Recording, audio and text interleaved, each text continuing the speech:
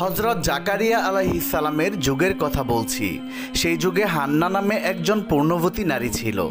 অনেক বয়স হওয়ার পরেও তার কোনো সন্তান জন্মগ্রহণ করেনি। এরপরে একদা আল্লাহ রব্বুল আলামিনের দরবারে ফরিয়াদ করলো, হে আল্লাহ, আমার অনেক বয়স হয়ে গেল কিন্তু আমার কোনো সন্তান জন্মগ্রহণ করলো না। আমি তোমার দরবারে মান্নত করছি, যদি তুমি আমাকে কোনো সন্তান দান করো তাহলে তোমার ঘর বাইতুল মুকাদ্দাসের খেদমতে আমি সেই সন্তানকে উৎসর্গ করব। হান্নার এই মান্নতের কিছুদিন পর আল্লাহ রব্বুল আলামিন তার গর্ভে একজন সন্তান দান করলেন। আর হান্না সন্তানকে দেখে অত্যন্ত খুশি হলেন। কিন্তু হান্নার খুশি বেশি দিন স্থায়ী হলো না। কেননা যখন তিনি সন্তান প্রসব করলেন তখন দেখতে পেলেন তিনি একটি কন্যা সন্তান জন্মদান করেছেন। কন্যা সন্তান দেখে হান্নার মন অত্যন্ত ভারাক্রান্ত হয়ে পড়ল। তখন তিনি আল্লাহ রব্বুল আলামিনের দরবারে ভারাক্রান্ত মনে প্রার্থনা করলেন, হে মাবুদ, আমি তোমার দরবারে মান্নত করেছিলাম, যদি তুমি আমাকে একজন সন্তান দান করো তাহলে আমি তোমার ঘর বাইতুল মুকাদ্দাসের খেদমতের উদ্দেশ্যে সেই সন্তানকে উৎসর্গ করব। কিন্তু একই, আমি তো একজন কন্যা সন্তান জন্মদান করেছি, এই কন্যা সন্তানকে আমি কিভাবে তোমার ঘর বাইতুল মুকাদ্দাসের খেদমতের জন্য উৎসর্গ করব? আর বাইতুল মুকাদ্দাসের কর্তৃপক্ষ কন্যা সন্তানকে খেদমতের জন্য গ্রহণ করতে চাইবে না। হান্নার এই ভারাক্রান্ত প্রার্থনা শুনে আল্লাহ রব্বুল আলামিন তৎক্ষণাৎ তাকে জানিয়ে দিলেন, হে হান্না, তুমি হয়তো একটি কন্যা সন্তান জন্মদান করে অত্যন্ত ভারাক্রান্ত হয়ে পড়েছ। তুমি চেয়েছিলে একটি পুত্র সন্তান জন্মদান করতে, কিন্তু তুমি জেনে রাখো যে কন্যাটি তুমি জন্মদান করেছ এটি সাধারণ কোনো কন্যা সন্তান নয়। পৃথিবীতে অনেক পুরুষের চাইতে এই কন্যা সন্তানের মর্যাদা অফুরন্ত অপরিসীম। আর তুমি যে চিন্তা করছো বাইতুল মুকাদ্দাসের কর্তৃপক্ষ তাকে খেদমতের জন্য গ্রহণ করবে কিনা, সে ব্যাপারেও তুমি কোনো চিন্তা করিও না। তুমি তোমার কন্যাটিকে লালন পালন করো। যখন সে উপযুক্ত বয়সে উপনীত হবে তখন তুমি তাকে বাইতুল মুকাদ্দাসের খেদমতে উৎসর্গিত করার জন্য নিয়ে যেও, আমি তাকে গ্রহণ করব। আল্লাহ রব্বুল আলামিনের পক্ষ থেকে এই সান্ত্বনা বাণী শুনে হান্না নিশ্চিত হলেন।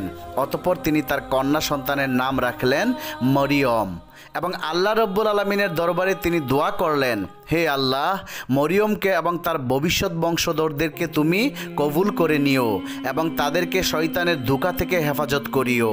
এরপর হান্না মরিয়মকে 7 বছর পর্যন্ত প্রতিপালন করেন।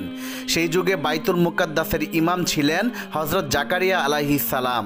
মরিয়ম আলাইহিস সালাম যখন 7 বছর বয়সে উপনীত হলেন তখন তার মা হান্না জাকারিয়া আলাইহিস সালামের কাছে এনে তাকে বললেন, হে আল্লাহর নবী, আমি মান্নত করেছিলাম আল্লাহ যদি আমাকে কোনো সন্তান দান করেন আমি সেই সন্তানটিকে আল্লাহর ঘরের খেদমতে উৎসর্গ করব। কিন্তু দুর্ভাগ্যবশত আমি একটি কন্যা সন্তান জন্মদান করেছিলাম। আমি সেই সন্তানটিকে 7 বছর পর্যন্ত লালন পালন করলাম। এখন আমি আমার মান্নত পূরণ করার জন্য এই সন্তানটিকে আপনার হাতে তুলে দিতে এসেছি। আপনি মেহেরবানি করে একে কবুল করুন এবং আল্লাহর ঘরের খেদমতের সুযোগ করে দিন। হযরত জাকারিয়া আলাইহিস সালাম হান্নার আবেদনের পরিপ্রেক্ষিতে বাইতুল মুকাদ্দাসের সকল খাদেমদেরকে ডেকে বললেন, আপনাদের মধ্যে কে আছেন যে মেয়েটির লালন পালনের দায়িত্ব গ্রহণ করবেন? বাইতুল মুকাদ্দাসের খাদেমরা মরিয়ম আলাইহিস সালামের ললাটে এক প্রকার স্বর্গীয় নূরের জ্যোতি দেখতে পেল। তারা প্রত্যেকেই তাকে লালন পালনের দায়িত্ব গ্রহণ করার জন্য বেকুল হয়ে উঠল। হযরত জাকারিয়া আলাইহিস সালামের মনেও তাকে লালন পালনের একটি সুপ্ত বাসনা ছিল। যেহেতু মরিয়মের খালা ছিল তার স্ত্রী, তিনি বাইতুল মুকাদ্দাসের খাদেমদেরকে যুক্তি দিয়ে বললেন, আপনারা শুনুন, এই মেয়েটিকে লালন পালন করার সবচাইতে উপযুক্ত ব্যক্তি হলাম আমি, যেহেতু তার খালা আমার স্ত্রী। কিন্তু বাইতুল মুকাদ্দাসের খাদেমরা জাকারিয়া আলাইহিস সালামের এই প্রস্তাবকে নাকচ করে দিয়ে বললেন, হে জাকারিয়া, আমাদের প্রত্যেকের মনেই এই মেয়েটিকে লালন পালনের বাসনা রয়েছে, অতএব তার খালা তোমার ঘরে আছে, এই যুক্তি দেখিয়ে তাকে তুমি লালন পালনের দায়িত্ব গ্রহণ করতে পারো না। জাকারিয়া আলাইহিস সালাম দেখলেন সকলের দায়িত্ব গ্রহণে আগ্রহ প্রকাশ করছে, এমত অবস্থায় একটি জটিলতার সৃষ্টি হয়েছে। তাই তিনি বাধ্য হয়ে বাইতুল মুকাদ্দাসের খাদেমদেরকে বললেন, দেখুন, আমরা সকলেই চাচ্ছি এই মেয়েটিকে লালন পালন করব। আমার মনে হয় যদি আমরা এই বিষয়টিকে আল্লাহ রব্বুল আলামিনের উপর ন্যস্ত করি তাহলেই ভালো হবে। তিনি আমাদের মধ্যে ফয়সালা করে দিবেন কে মরিয়মকে লালন পালন করবেন। অতএব আসুন আমরা সকলেই একটি লটারির ব্যবস্থা করি। আমরা যে কলম দিয়ে তাওরাত কিতাব লিপিবদ্ধ করি সেগুলিকে আমরা পানিভর্তি গামলার মধ্যে রাখব। যার কলম ডুবে যাবে সে মরিয়মকে লালন পালনের দায়িত্ব গ্রহণ করতে পারবে না, আর যার কলম সেই পানিতে ভেসে থাকবে সেই মরিয়মকে লালন পালনের দায়িত্ব গ্রহণ করবে। বাইতুল মুকাদ্দাসের সকল খাদেমরা জাকারিয়া আলাইহিস সালামের এই কথায় একমত পোষণ করলেন। অতঃপর তাদের সামনে একটি পানিভর্তি গামলা নিয়ে আসা হলো। অতঃপর পালাক্রমে এক একজন করে সেই গামলায় তাদের কলমগুলি রাখতে লাগলো। সকলের কলমগুলো সে পানিতে ডুবে যেতে লাগলো। অবশেষে হযরত জাকারিয়া আলাইহিস সালাম গামলায় তার কলমটি রাখলেন। দেখা গেল অলৌকিকভাবে তার কলমটি পানির উপর ভেসে রয়েছে। অতঃপর সকলের সর্বসম্মত সিদ্ধান্তক্রমে জাকারিয়া আলাইহিস সালামই মরিয়ম আলাইহিস সালামকে লালন পালনের দায়িত্ব গ্রহণ করলেন। এরপর হযরত জাকারিয়া আলাইহিস সালাম বাইতুল মুকাদ্দাসের পাশেই মরিয়ম আলাইহিস সালামের জন্য একটি ঘর নির্মাণ করে দিলেন। তিনি সেই ঘরেই সবসময় থাকতেন। আল্লাহর নবী জাকারিয়া আলাইহিস সালাম তাকে দেখাশোনা করতেন ও খোঁজখবর নিতেন। তিনি যদি কোথাও যেতেন তাহলে বাইরে থেকে সেই ঘরটিকে তালাবদ্ধ করে যেতেন। অন্য কারো সেই ঘরে প্রবেশ করার অনুমতি ছিল না। একবার হযরত জাকারিয়া আলাইহিস সালাম মরিয়ম আলাইহিস সালামকে একা রেখে সেই ঘরকে তালাবদ্ধ করে কোথাও চলে গেলেন। অতঃপর তিনি একটি জরুরি কাজে আটকা পড়ে গেলেন। এমতো অবস্থায় এমন হলো যে তার মনেই ছিল না মরিয়ম আলাইহিস সালাম কি করছেন না করছেন। মূলত আল্লাহ রব্বুল আলামিন জাকারিয়া আলাইহিস সালামের মন থেকে মরিয়ম আলাইহিস সালামের কথা ভুলিয়ে দিয়েছিলেন। এর মাধ্যমে আল্লাহ চাচ্ছিলেন একটি অলৌকিক ঘটনাকে প্রকাশ করবেন। 4 দিন পরে হঠাৎ জাকারিয়া আলাইহিস সালামের মনে পড়ে গেল যে তিনি মরিয়মকে ঘরের মধ্যে তালাবদ্ধ করে রেখে চলে এসেছেন। এরপর তিনি আফসোস করে বলতে লাগলেন, হায় আল্লাহ, আমি কি করেছি? সেই মেয়েটি না জানি 4 দিন যাবৎ কি খাচ্ছে এবং একা একা সেই ঘরের মধ্যে কিভাবে তার দিনগুলি অতিবাহিত করছে। তার কথা স্মরণ হতেই জাকারিয়া আলাইহিস সালাম যত দ্রুত সম্ভব বাইতুল মুকাদ্দাসে ফিরে আসলেন। এরপরে তিনি মরিয়মের গৃহে প্রবেশ করে দেখলেন মরিয়ম আল্লাহ রব্বুল আলামিনের ইবাদতে মশগুল রয়েছেন এবং তিনি আরও দেখতে পেলেন তার চারপাশে বিভিন্ন রকমের ফলমূল ও খাদ্য খাবারের ছড়াছড়ি, আর প্রত্যেকটি ফলমূল ছিল অমৌসুমী। এই দৃশ্য দেখে হযরত জাকারিয়া আলাইহিস সালাম আল্লাহ রাব্বুল আলামিনের দরবারে শুকরিয়া আদায় করলেন। মরিয়ম নামাজ শেষ করে খালুজানকে সালাম দিলেন। হযরত জাকারিয়া আলাইহিস সালাম দুঃখিত ও লজ্জিত কণ্ঠে জিজ্ঞাসা করলেন, মা, তুমি এই কয়েকদিন কেমন ছিলে? আমি এক মহা বিপদের মধ্যে নিপতিত হয়ে তোমার কথা বেমালুম ভুলে গিয়েছিলাম, যার ফলে নিয়মিত তোমার খোঁজ খবর নিতে পারিনি। এই জন্য তুমি আমাকে ক্ষমা করে দিও। হযরত মরিয়ম বললেন, খালুজান, আপনি কি বলছেন? আমি কিছুই বুঝতে পারছি না। আপনি তো ভোরবেলা আমাকে ঘরে রেখে গিয়েছিলেন, এখন দুপুর না হতেই আমাকে জিজ্ঞাসা করছেন আমি কয়েকদিন কেমন ছিলাম? মাত্র একদিনই তো হলো যে আমি এই ঘরে অবস্থান করছিলাম। হযরত জাকারিয়া আলাইহিস সালাম মরিয়ম আলাইহিস সালামের কথা শুনে অত্যন্ত অবাক হয়ে গেলেন। এরপরে জাকারিয়া আলাইহিস সালাম তাকে জিজ্ঞাসা করলেন, মা, তোমার পাশে যে বাহারি ফলমূল ও খাদ্যের সমারোহ, এগুলো তুমি কোথা থেকে পেলে? হযরত মরিয়ম বললেন, খালুজান, যে আল্লাহ আপনাকে আমার কথা ভুলিয়ে দিয়েছিলেন সে আল্লাহ রব্বুল আলামিনের পক্ষ থেকেই আমার কাছে খাদ্যগুলি এসেছে। জাকারিয়া আলাইহিস সালাম বললেন, হে মরিয়ম, তোমার প্রতি আল্লাহ রব্বুল আলামিনের অফুরন্ত নিয়ামত রয়েছে। তুমি আল্লাহর ইবাদত বন্দেগী করে যাও, একদিন তিনি তোমাকে এমন সম্মানিত করবেন যেটা সমগ্র দুনিয়ার জন্য একটি দৃষ্টান্ত হয়ে থাকবে। এভাবেই হযরত মরিয়ম আলাইহিস সালাম বড় হয়ে উঠলেন এবং একসময় তিনি ঋতুবতী হলেন। প্রথম ঋতুর পরে পবিত্র হয়ে গোসল সমাদা করে হাম্মামখানা থেকে যখন তিনি নিজ কক্ষে ফিরছিলেন তখন তার সম্মুখে হঠাৎ করে আবির্ভূত হলো একজন উজ্জ্বল চেহারার ব্যক্তি। হযরত মরিয়ম লোকটিকে দেখে মুখে আবরণ দিয়ে তার পাশ কেটে যাচ্ছিলেন। লোকটি তার দিকে অগ্রসর হলে তিনি তাকে লক্ষ্য করে বললেন, হে আল্লাহর বান্দা, তুমি আল্লাহকে ভয় করো। আমি তোমাকে চিনি না, জানি না, তুমি কেন আমার দিকে অগ্রসর হচ্ছ? মূলত এই লোকটি ছিলেন হযরত জিবরাইল আলাইহিস সালাম। তিনি মরিয়মকে বললেন, হে মরিয়ম, আল্লাহর পক্ষ থেকে তোমার জন্য একটি সুখবর নিয়ে এসেছি। তিনি জিজ্ঞাসা করলেন, আপনি কে এবং কি সুখবর নিয়ে এসেছেন? জিবরাইল আলাইহিস সালাম বললেন, আমি আল্লাহর ফেরেশতা এবং আমি তোমার আল্লাহর পক্ষ থেকে একটি পুত্র সন্তান উপহার দিতে চাই। মরিয়ম বললেন, কিভাবে আমার সন্তান জন্মগ্রহণ করবে? অথচ আমি তো বিবাহিত নই এবং আমি জেনাকারীও নই।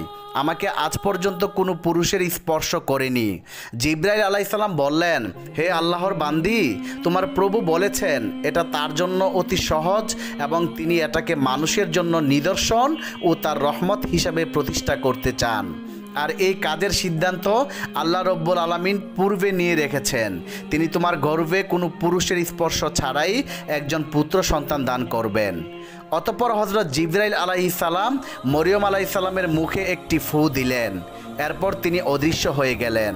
মরিয়ম তখন অনুভব করলেন তার শরীরের ওজন দ্বিগুণ বৃদ্ধি পেয়েছে। এরপরে তিনি অত্যন্ত দুশ্চিন্তাগ্রস্ত হয়ে পড়লেন। তিনি আল্লাহর দরবারে সেজদায় পড়ে বলতে লাগলেন, হে মহান প্রভু, আমার উপর এমন এক কঠিন পরীক্ষার দায়িত্ব তুমি অর্পণ করলে যা লোক সমাজে প্রকাশ হলে আমি সমাজচ্যুত ও নিন্দনীয় মানুষ বলে গণ্য হব। তবুও তোমার প্রেরিত দায়িত্ব পালনে আমি সম্মত আছি। তবে তুমি আর এই পৃথিবীর কোনো মানুষকে এমন কঠিন পরীক্ষার সম্মুখীন করো না। এমন কঠিন পরীক্ষার সম্মুখীন হলে অনেকেই ঈমানহারা হয়ে পড়বে। হে দয়ার সাগর, তুমি আমাকে এই কঠিন পরীক্ষা থেকে উত্তীর্ণ হওয়ার তৌফিক দান করো এবং ধর্মশীলদের অন্তর্ভুক্ত করো। আমার সকল বিপদ ও মুশকিল আসান করে দাও। কিছুদিনের মধ্যেই বনি ইসরায়েলদের মধ্যে মরিয়ম আলাইহিস সালামের গর্ভধারণের কথা প্রকাশ হয়ে গেল। একদল লোক এসে তাকে শাসিয়ে বলল, মরিয়ম, উচিত কথা বলো, কে তোমার গর্ভজাত সন্তানের পিতা? তুমি তো একজন কুমারী কন্যা। কোনো পুরুষের সঙ্গ লাভ ছাড়া কিভাবে তুমি গর্ভধারণ করলে? অতএব বলো, কে সেই পুরুষ যে তোমার সাথে এই অপকর্ম করেছে? তুমি যদি তার নাম বলো তাহলে আমরা তাকে যথোপযুক্ত শাস্তি দিতে পারবো। মরিয়ম তাদের প্রশ্নের জবাবে বললেন, আমি কিছুই জানি না। আমি কোনো পুরুষের সাথে অপকর্ম করিনি। তোমরা যা দেখছো সব কিছু আল্লাহ রব্বুল আলামিনের নিদর্শন। তিনি আমাকে সন্তানটি কোনো পুরুষের সঙ্গ ছাড়া দান করেছেন এবং তিনি আমাকে সংবাদ দিয়েছেন আমার গর্ভজাত সন্তান এই যুগের একজন নবী হবেন। এর বাইরে আর কোনো কথা আমার জানা নেই। এর মধ্যে একজন যুবক বলে উঠল, দিবারাত্র মসজিদে ইবাদতের নামে কক্ষ বন্ধ করে অন্য পুরুষের সাথে অপকর্ম করছো। এই বার্তা ফাঁস হয়ে গেছে। এখন নানা বাহানায় সেই কথাগুলিকে গোপন করার চেষ্টা করছো। আসলে ঘটনাটা খুলে বলো, কার সাথে তুমি অপকর্ম করেছো? আসল ঘটনা যদি না বলো, যদি তুমি স্বেচ্ছায় বলতে না চাও, তাহলে আমরা যে কোনো উপায়ে খুঁজে বের করব এবং তোমার মুখ থেকে সেই লোকটির নাম বের করেই ছাড়ব। তাদের এরূপ হাজারো লাঞ্ছনামূলক কথা শোনার পরেও মরিয়ম আলাইহিস সালাম তাদেরকে একটি কথাই বারবার বলছিলেন, আমার এই গর্ভের সন্তান আল্লাহ রব্বুল আলামিনের দান, এছাড়া আমি কিছুই জানি না। অবশেষে বিরক্ত হয়ে সেই লোকগুলি তার কাছ থেকে ফিরে চলে গেল। হযরত মরিয়ম আলাইহিস সালামের একজন খালাতো ভাই ছিল, তার নাম ছিল ইউসুফ। সে সবসময় তাকে পাওয়ার আকাঙ্ক্ষা করত এবং তাকে বিবাহর আকাঙ্ক্ষা করত। যখন সে শুনল মরিয়ম গর্ভবতী হয়েছেন, তখন সে তার কাছে এসে বলল, মরিয়ম, আমাকে ফাঁকি দিয়ে তুমি কোন নাগরের হাত ধরলে? আমি তোমার জন্য কম অপেক্ষা করিনি। আমাকে এমনভাবে সরিয়ে দিয়ে তুমি অন্য মানুষকে আপন করে নিতে পারলে। আমি কি অপরাধ করেছিলাম? আমি তো আর তোমার সাথে অবৈধভাবে কোনো কাজ করতে চাইনি। বিবাহর মাধ্যমে তোমাকে গড়ে তুলতে চেয়েছিলাম, তাতে আর কোনো কলঙ্ক ছড়াতো না। এখন তুমি কলঙ্কিনী হিসাবে সমাজে পরিচিত লাভ করেছো। অবৈধভাবে গর্ভধারণ করে সমাজের নিন্দনীয় হলে তার চাইতে তুমি যদি আমাকে বৈধভাবে বিবাহ করতে, সেটা কি তোমার জন্য মন্দ হতো? মরিয়ম ইউসুফের কথা শুনে বলল, ভাই ইউসুফ, তুমি বিশ্বাস করো, আমি আল্লাহর কসম খেয়ে বলছি, আমি কোনো পুরুষের সাথে অপকর্ম করিনি এবং আমি জেনাকারিনীও নয়। আল্লাহ রব্বুল আলামিন এই সন্তান জিবরাইল আলাইহিস সালামের মাধ্যমে আমাকে দান করেছেন এবং তিনি আমাকে সুসংবাদ দিয়েছেন আমার গর্ভজাত সন্তান একজন নবী হবেন। ইউসুফ বলল, তুমি এখনও আমাকে বোকা বানাতে চেষ্টা করছো। পৃথিবীর ইতিহাসে কোনো নারী পুরুষের সংস্পর্শ ছাড়া গর্ভধারণ করেছে এমন কোনো নজির কি আছে? তুমি আমাকে অযথা ধোঁকা দেবার চেষ্টা করছো। তবে তাহলে এতে তোমার ভবিষ্যৎ মঙ্গলজনক হবে না। একদিন না একদিন তোমার সেই পুরুষের নাম প্রকাশ হয়ে পড়বে, আর তখন তুমি যতই ছলনা করো না কেন সমাজের মানুষ তোমাকে এর জন্য শাস্তি দিবে। তখন হযরত মরিয়ম আলাইহিস সালাম তার প্রশ্নের জবাবে বললেন, তুমি পিতা ব্যতীত কোনো সন্তান জন্মগ্রহণের কথা শুনোনি, কিন্তু পিতামাতা ব্যতীত আল্লাহ রব্বুল আলামিন হযরত আদম ও হাওয়াকে কিভাবে সৃষ্টি করেছিলেন সেই কথা কি তোমার মনে নেই? যে আল্লাহ পিতামাতা ব্যতীত মানুষ সৃষ্টি করতে পারেন, তিনি কি পিতা ব্যতীত মানুষ সৃষ্টি করতে সক্ষম নন? ভাই ইউসুফ, তুমি আমার নামে কলঙ্ক ছড়ানোর চেষ্টা করিও না। আমি আল্লাহর হেফাজতে আছি এবং আল্লাহ রব্বুল আলামিনই আমাকে রক্ষা করবেন। যারা আমার নামে অপবাদ ও কলঙ্ক ছড়ানোর চেষ্টা করবে, আল্লাহ রব্বুল আলামিনই তাদের বিচার করবেন। ইউসুফ মরিয়ম আলাইহিস সালামের শেষের কথাগুলো শুনে অত্যন্ত ভীত হয়ে পড়ল। তখন সে বলল, বোন, আমি তোমার পর নয়।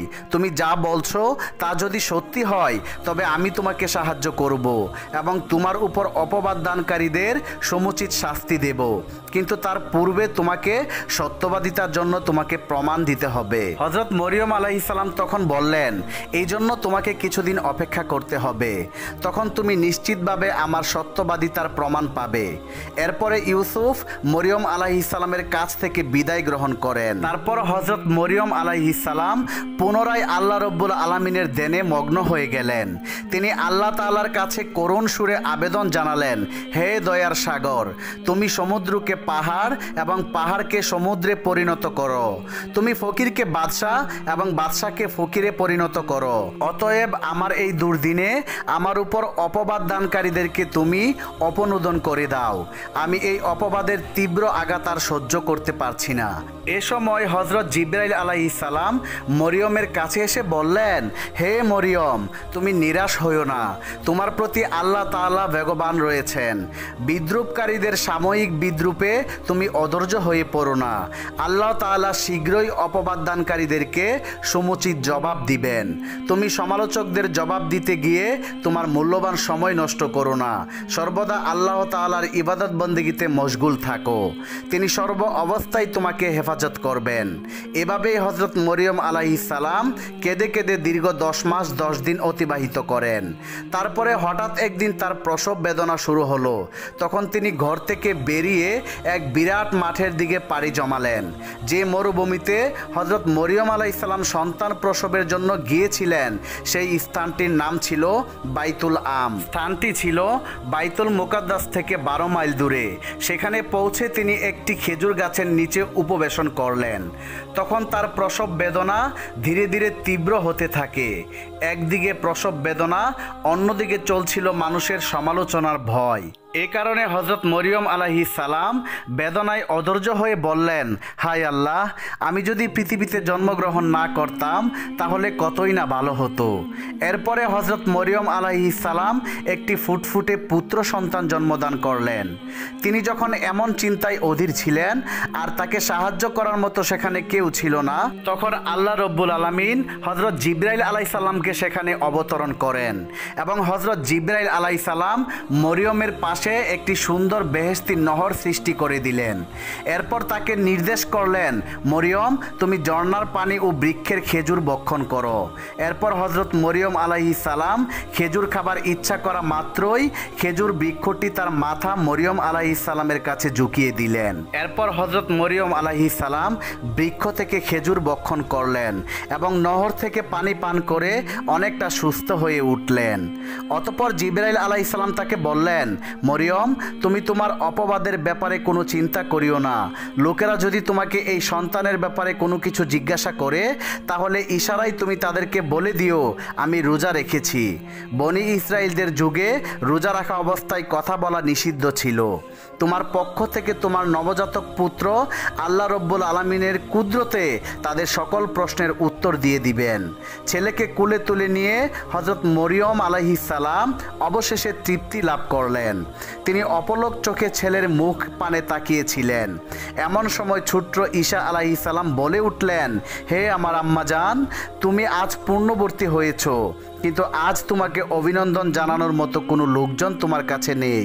তাই আমি তোমাকে প্রথমে সালাম জানাচ্ছি, তারপরে জানাচ্ছি তোমাকে অশেষ মুবারকবাদ। তুমি আমার অন্তর নিঃসৃত সালাম গ্রহণ করো। হযরত মরিয়ম আলাইহিস সালাম নবজাতকের মুখে এসব অলৌকিক কথা শুনে অবাক হয়ে গেলেন। তিনি তার মুখ থেকে এরকম কথা শুনবেন তা কল্পনাও করতে পারেননি। এরপরে তিনি আল্লাহ রব্বুল আলামিনের দরবারে লাখো কোটি শুকরিয়া আদায় করলেন। অতঃপর হযরত মরিয়ম আলাইহিস সালাম নবজাতক সন্তানকে কুলে তুলে বাইতুল মুকাদ্দাসের দিকে রওনা হলেন। দীর্ঘ সময় পর তিনি সেখানে এসে পৌঁছালেন। বনি ইসরায়েলের লোকেরা খবর পেয়ে সেখানে গিয়ে পৌঁছালো এবং তার কাছে বীর জমালো। তখন তারা তাকে প্রশ্ন করলো, মরিয়ম, বলো তো, বিবাহ ছাড়া একজন কুমারী নারী হয়ে তুমি কিভাবে সন্তানটি জন্ম দিয়েছ? মরিয়ম আলাইহিস সালাম ইশারায় তাদেরকে বুঝিয়ে দিল, আমি রোজা রেখেছি, অতএব আমার কথা বলা নিষিদ্ধ। তোমরা যদি কোনো কিছু জানতে চাও তাহলে আমার এই নবজাতক সন্তানের কাছে জিজ্ঞাসা করো, সেই তোমাদের সকল প্রশ্নের উত্তর দিয়ে দিবে। তখন তারা বলল, আহারে মরিয়ম, অবৈধ সন্তানের গোপনীয়তা প্রকাশ হয়ে যাবে এই ভয়ে তুমি রোজা রেখেছ, আর এখন আমাদেরকে বলছো একজন নবজাতকের সাথে কথা বলতে। আমাদের সাথে বন্ডামি করার জায়গা পাও না। নবজাতক কি কখনো কথা বলতে শিখেছে? সে কিভাবে আমাদের প্রশ্নের উত্তর দিবে? এগুলো ধোঁকাবাজি কথা। এই ধরনের বাহানা করে আসল ঘটনা গোপন করতে পারবে না তুমি মরিয়ম। আজ হোক কাল হোক সত্য ঘটনা একদিন প্রকাশ হয়ে যাবেই। এর মধ্যে আবার কেউ কেউ বলে উঠল, আচ্ছা চলো না আমরা তার ছেলের কাছে প্রশ্ন করেই দেখি। এ বলে সবাই হাসাহাসি শুরু করে দিল।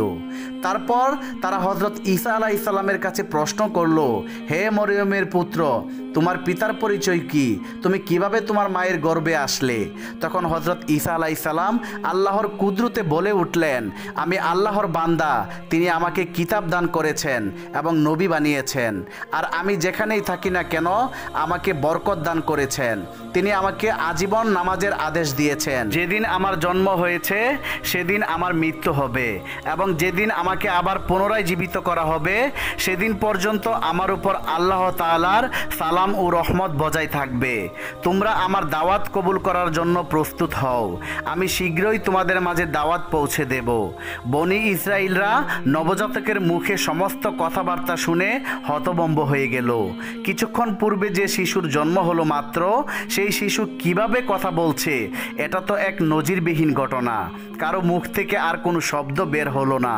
মুহূর্তে ঘটনাটি সর্বত্র ছড়িয়ে পড়ল। অসংখ্য মানুষ এই দৃশ্য দেখার জন্য সেখানে জমায়েত হলো। লোকজন হযরত ঈসা আলাইহিস সালামের কাছে গেলে তিনি তাওরাত কিতাব থেকে তাদেরকে পাঠ করে শুনিয়ে দিলেন। নবজাতকের মুখে এসব কথাবার্তা শুনে সকলেই তাদের ভুল বুঝতে পারল এবং তারা সকলেই হযরত মরিয়ম আলাইহিস সালামের কাছে ক্ষমা চাইল। প্রিয় দর্শক, এই ছিল হযরত ঈসা আলাইহিস সালামের জন্ম কাহিনী। আল্লাহ রব্বুল আলামিন আমাদেরকে এই কাহিনী থেকে শিক্ষা লাভ করে খাঁটি মুমিন হওয়ার তৌফিক দান করুক। সকলেই কমেন্টে লিখুন আমিন। বন্ধুরা, আমাদের ভিডিওটি যদি আপনাদের কাছে ভালো লেগে থাকে তাহলে এক্ষুনি আমাদের চ্যানেলটি সাবস্ক্রাইব করে পাশে থাকা বেল আইকনটি প্রেস করে দিন। তাহলে দেখা হবে আবার নতুন কোনো ভিডিওতে। সেই পর্যন্ত সবাই ভালো থাকুন, সুস্থ থাকুন। আল্লাহ হাফেজ।